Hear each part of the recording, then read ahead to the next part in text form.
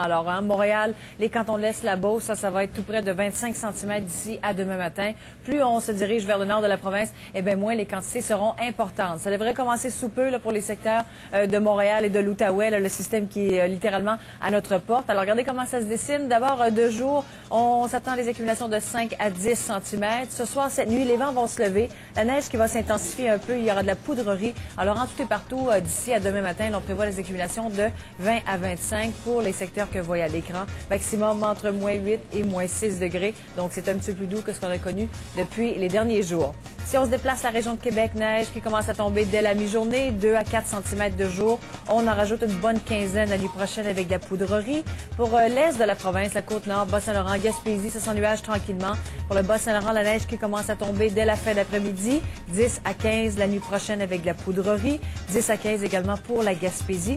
La Côte-Nord, ce soir, cette nuit, on en prévoit seulement 5. Vous êtes un peu plus au nord, alors vous serez moins touchés. Quand même, il y aura de bons vents. La poudrerie qui sera présente. Pour les îles de la Madeleine, ça se passe vraiment au courant de la nuit prochaine, une dizaine chez vous. Charlevoix, Montmagny, on prévoit une quinzaine de centimètres la nuit prochaine également. Au nord maintenant, pas mal moins touché. La Abitibi-Témiscamingue, Baie-James, Fermont, ciel variable aujourd'hui. Pour Saguenay-Lac-Saint-Jean, ça s'ennuage tranquillement, 5 à 10 cm à venir la nuit prochaine. Alors, on voit quand même que le système passe assez rapidement. Demain, on garde toujours ces nuages, mais c'est terminé pour la neige, sauf pour la Gaspésie, où on en prévoit encore une quinzaine. Vendredi, on gagne quelques degrés, quelques flocons. Et pour le week-end, malheureusement, on va perdre quelques degrés. Ça va être le retour des températures un peu plus froides. Merci beaucoup. À tantôt. À tantôt. C'est lendemain de budget à Ottawa. La grande question ce matin, est-ce que les libéraux vont renverser le gouvernement? Le chef de l'opposition officielle, Michael Ignatieff, va annoncer sa décision à 11 h ce matin. Michael Ignatieff, qui va rencontrer d'abord son caucus à 10 h, fera connaître sa décision ensuite d'appuyer ou non ce budget. Le Bloc québécois et le NPD, qui se réuniront aussi en caucus ce matin, ont déjà annoncé qu'ils voteront contre le budget. Pour la première fois en 12 ans, le budget prévoit des déficits, mais propose aussi un train de mesures pour relancer l'économie canadienne. Les conservateurs détiennent 143 des 308 sièges aux communes. Ils ont besoin des libéraux pour survivre. Un rejet du budget forcerait donc la tenue d'élections générales ou encore un changement de gouvernement dirigé par la coalition des partis de l'opposition. Toutefois, la majorité des observateurs s'attendent à ce que les libéraux appuient le budget. Les autres partis d'opposition, le Bloc québécois, le NPD, ne sont pas satisfaits des mesures contenues dans ce budget. Je pense que c'est un budget qui, de façon évidente, claire, nette, précise, va à l'encontre de la motion unanime de l'Assemblée nationale. C'est un budget qui ne protège pas, qui n'aide pas les plus vulnérables. Ça ne protège pas les emplois d'aujourd'hui et ça ne crée pas les emplois pour le futur de notre économie.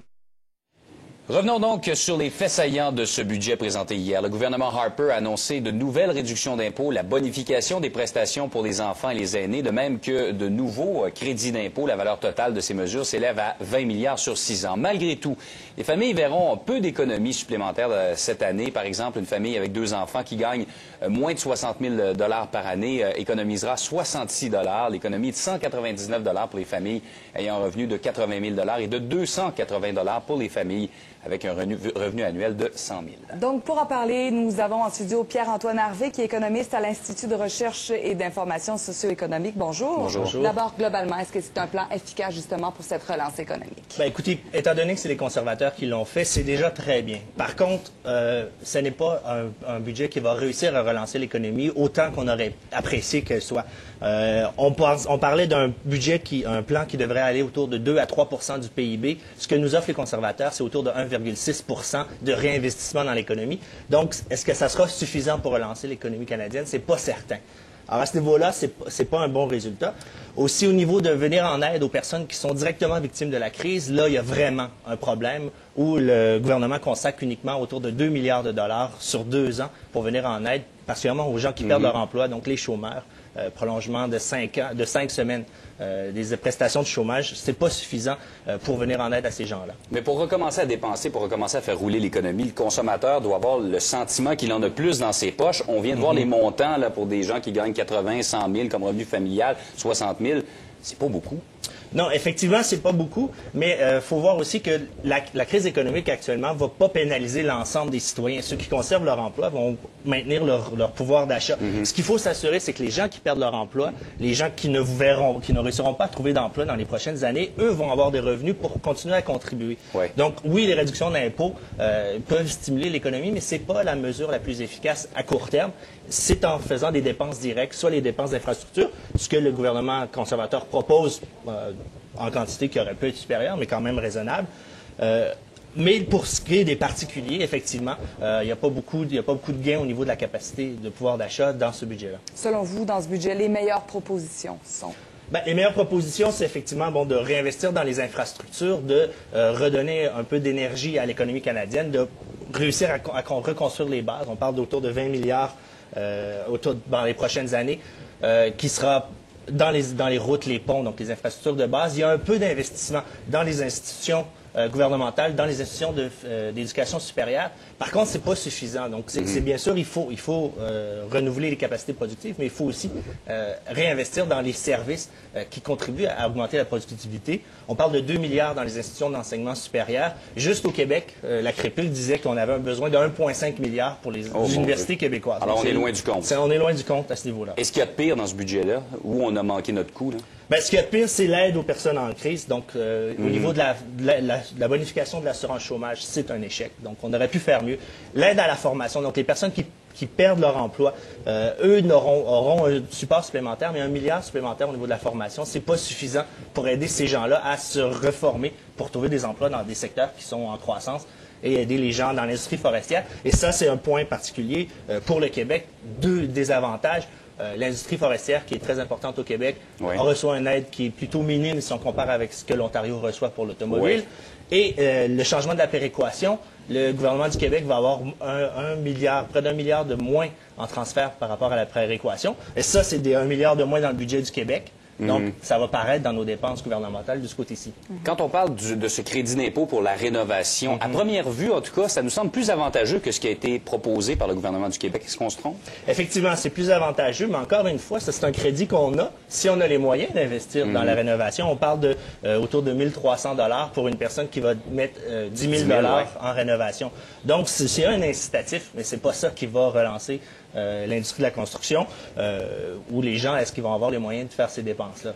Donc, à ce niveau-là, je pense pas que c'est un budget qui va changer l'économie canadienne, les structures de l'économie canadienne et nous préparer à la nouvelle relance et à nous amener vers une nouvelle économie qui va être plus verte. Et ça, là-dessus, c'est une autre catastrophe. On parle de à peu près 2 milliards de dollars qui est vers les énergies vertes ou les infrastructures vertes. Et ça, c'est sur 5 ans. Donc, on ne suit pas vraiment ce que M. Obama a fait aux États-Unis cette semaine, non, ce changement de cap. Non, le vent du Sud n'a pas été assez fort. N'a pas soufflé assez fort. Dites-moi en terminant, est-ce qu'on n'est pas en train quand même si on convient qu'on avait besoin de relancer l'économie et de mettre plus d'argent, d'hypothéquer beaucoup notre avenir? Là, on est quoi, 4 ou 5 ans de déficit là, devant nous? Est-ce qu'on ne va pas payer pour ça à un moment donné? Non, parce qu'il faut voir, ce réinvestissement-là comme étant un investissement. On s'endette, mais on investit, espérons-le, dans des infrastructures qui vont être rentables. Et si on n'intervient pas maintenant, qu'est-ce qui va arriver? La chute de l'économie va être encore plus forte. Et si l'économie tombe, c'est les revenus du gouvernement qui tombent aussi. Donc, qu'on intervienne ou pas, le gouvernement ferait face à un déficit quand même. Alors, vaut mieux prévenir et ralentir la crise économique avant qu'elle-même vienne gréver les revenus de l'État. M. Harvey, merci beaucoup pour cette analyse. Ça me fait plaisir. Bonne journée. Merci, au revoir. Au revoir. Scène internationale maintenant. Israël qui a frappé la bande de Gaza aujourd'hui à quelques heures de la visite de l'émissaire américain pour le Proche-Orient. Durant la nuit, l'armée a lancé 3 raids sur Rafah et ses environs.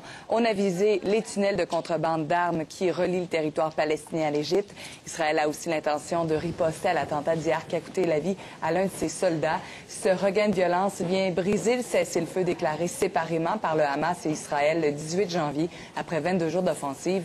L'opération a fait plus de 1300 morts dans la bande de Gaza.